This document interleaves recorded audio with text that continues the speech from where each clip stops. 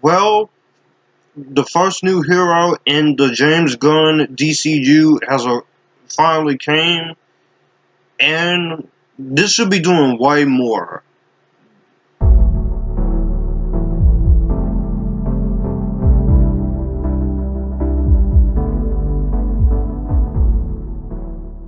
What's up, everyone? It's Epictastic Joshua here. Welcome back to my channel. I talk movies, TV, music, and anime, giving you guys my review of the latest DCEU installments, the last of the old before the new DC takes effect soon. Blue Beetle. And Blue Beetle is directed by Angel Manuel Soto. This is based on the DC Comics character of the same name, and this stars Xolo Mariduena, Belissa Escobedo, Becky G, Bruno Marquezine, George Lopez, and Susan Sarandon, to name a few names here. Jaime Reyes suddenly finds himself in possession of an ancient relic of alien biotechnology called the Scarab. When the Scarab chooses him to be a symbiotic host, he's bestowed with an incredible set of armor that's capable of extraordinary and unpredictable powers, forever changing his destiny as the superhero Blue Beetle.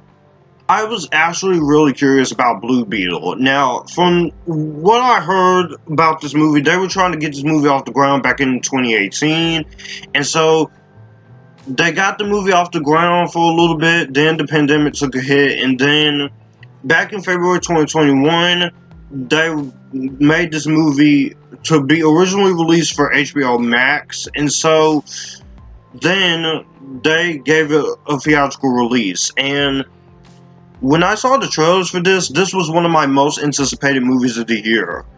But I have not had the chance to review it until now, because I've been trying my best to get caught up with a lot of content, for better and worse, and also just taking a little bit of life easy with my mental health. And also, I just celebrated my 25th birthday last month. But going into this movie, I was very excited to see what they were going to do, and I thought that there are some pretty awesome moments here that looks pretty good, and it looked like it was going to be a simple and fun movie. It wasn't trying to be anything deep or anything, but it just wanted to be a fun movie. And the DCEU has been a bit of a mixed bag. I've talked about this in my review of The Flash, but overall, I can say this is one of the better ones, for sure. Starting off with the pros when it comes to this movie, I will have to say the biggest thing I do appreciate is the direction, the cinematography, and the practicality of this. Because, don't get me wrong, I love CGI in superhero movies when you use it right, but here, this is a $104 million budget, and the money is on the screen. Not everything is in a computer. You can tell that they did go on location and film a lot of this movie in the culture, in the Puerto Rico, and also in Georgia and such. So, they filmed a lot of this movie for real. Sure, there are some CGI places that they go, but I will say for the most part, I definitely really enjoyed the practicality of this. Also, when it comes to the direction in here with Angel Manuel Soto, this guy is a Puerto Rican director, and he is pretty good with his directing. He knows how to use the camera. He can use some great shots, and he can also make some very good elements of moments that looks fantastic. And his direction, I think, is also really good in there. I also think cinematography-wise, by Pogorzelski is a Polish name, Canadian name. He's done great cinematography work for Hereditary and Midsommar, and he also did cinematography for Nobody, which I very much was impressed with his cinematography in there. And he's also done photography work for Beau Is Afraid. I will have to say his camera work in this movie is actually really good.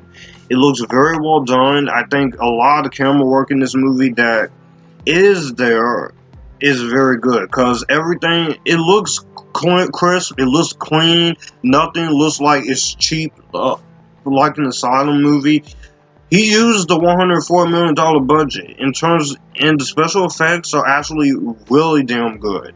You have Digital Domain, Rise effects, Rodeo effects, and also you have Industrial Light and Magic doing the special effects. So ILM, they put a hell of a lot of work into the effects. There is some noticeable CGI, but it's not overdone to the point where it's like a video game.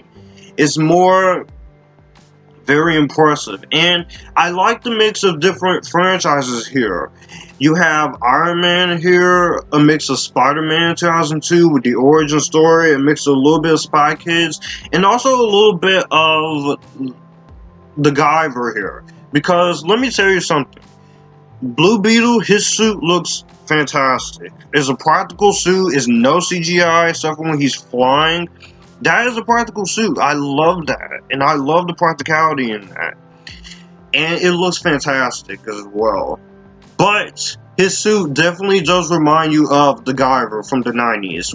Movies that I haven't seen. Score, of course, is also really well done by Bobby Krilic. He's also a frequent collaborator with Ari Aster with Hereditary and Midsommar. He's also did music for shows like Snowpiercer. His music here is very good. I love his score. It's very creative and it's very energetic to watch. There's a lot of energy when it comes to his music in here. So I definitely have to say the music is phenomenal in here. It's not the greatest theme superhero music ever. It's not like Danny Elfman or Hans Zimmer or Michael Giacchino or anyone like that. But I think his score really does fit for this. And the movie's well paced too. 2 hours and 7 minutes. It goes by quick. It feels like the first Iron Man. It goes by really quick. There are a few exceptions to the editing, but I will say, for the most part, very good. And to top it all off, you do have some of the cultural stuff here. If you're a Latina or have Latin or something, I think you will appreciate a lot of this. You could tell they want to do this in the culture, and you do have the engaging heart and the story about family, which we've seen it hundreds of times, but it's the execution that makes it good. You can have a great concept if you want, but again, if you don't execute it right, you ain't got nothing. And to top it off, the performances are strong. It makes this movie fun to watch. You have Xolo Mariduena. I like this actor. He was in Cobra Kai. He waiting on them patiently do that final season. Pay your damn writers and the actors so we can get it. He has a bright future ahead of him. He was great in this. Is Blue Beetle, and I want to see more of him in this. I want to see more of him as his character. He's a star in this. He makes this very well handled. He takes care of the character. He's likable. He's charismatic. And he has a sense of energy to him. I definitely enjoy his performance here. Adriana Barazara, Damien Alcazar, Raul Mastrugillo. In here, they all do a really good job. You also have Bruna Marquezine. She is a Brazilian Portuguese actress, and for her first movie that I've seen her in, I think she's very good in this. For America, she's really good here. There are times where her accent kind of slips in and out, where it's going from American to Portuguese to Brazilian. So it's a little bit weird, but at the same time, it kind of makes it pretty attractive, of course. And also, Bruna Marquezine, she is beautiful. Just as beautiful as Daniela Melchior. So I would definitely love to see her do more things in the future. Yes, definitely. Absolutely. I think it's signed, sealed, and delivered, honey. Yeah. Knockout. You win. What I need is a true challenge. And also George Lopez, he's there. He's there. I have a complicated. I don't hate the guy. I haven't seen his stand up or anything, but when you give him something to work with, he will do fine. But when you don't give him something, when you give him something that's crap, he won't be able to shine. And George Lopez, he's one of those actors I've enjoyed in things. I liked him in his TV show, George Lopez. I liked him in other movies and stuff. The Avengers Shark Boy and Lava Girl, he is hamming it up in that movie, but he's a lot of fun in there. Beverly Hills Chihuahua stuff, I like him there. The Rio, he's just there in that. It's pretty much here. He's just there in this. But it's not terrible.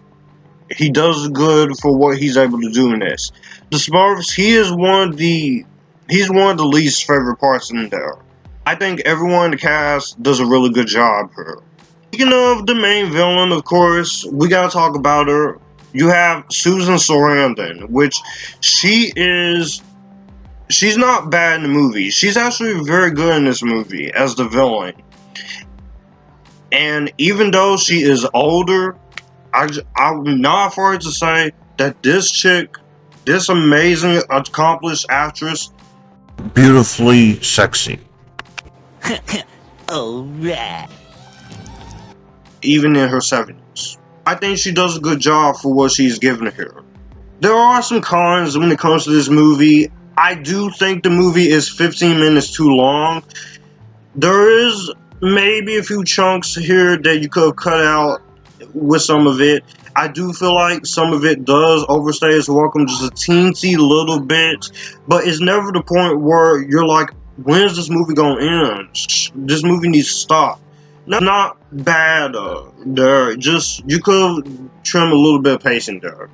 Also, I do think some people will say it's a little bit too much. It's not a whole lot of it, it's just some of it may be a little bit too much for people to handle here. Becky G, she's cool in this movie. This is not negative on her. I just wish they would use her voice more when it comes to the Blue Beetle stuff in the technology. But I'm surprised to hear Becky G's amazing voice. Becky G is a great singer, and she's a decent actress when you give her something to work with. And here, despite her doing a voice, she's good. I just wish I wanted more of her voice with the through technology. And I will say the final fight here is entertaining. Definitely entertaining for sure. But you could tell that's where the small amount of CGI is gonna go there. So you could have done better there in the fight. Ultimately, I really enjoyed Blue Beetle. Is it the most outstanding thing in this genre? No. Does it have the familiarity of the origin stories that we've seen 100 times? Absolutely. But does the movie work as his own thing? Absolutely. And I am pretty ashamed and I'm pretty sad that people are not giving this movie a chance because of the lack of marketing and because of the lack of press that's been going on due to the damn strikes, which pay your damn writers and actors. But I think this is an underrated movie that I think a lot of people should watch. When it hits streaming services, watch it. If it's still playing in your theaters, go see this. This was actually really fun, and I'm going to give it a highly recommended. Well, that's going to do it for the video that you just watched. I will have my channel here, so you would like to see anything here. Click the channel icon, subscribe for more. I will also leave a video and maybe a playlist here, so in case you want to see what I'm about. As always, stay Epictasticness, join the Epictasticness, and you guys keep it cool.